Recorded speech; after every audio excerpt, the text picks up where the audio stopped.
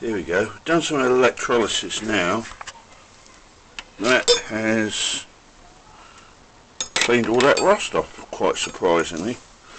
That had a lot of rust on it. I put a bolt in there. It sort of got half of it off. It sort of cleaned it. That's what I've done it in, an old bowl. And I did that for about I think I did it for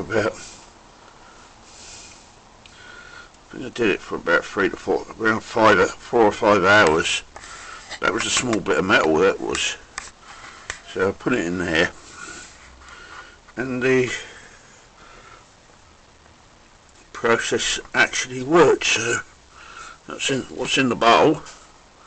That's all the rust and rubbish which just come off. So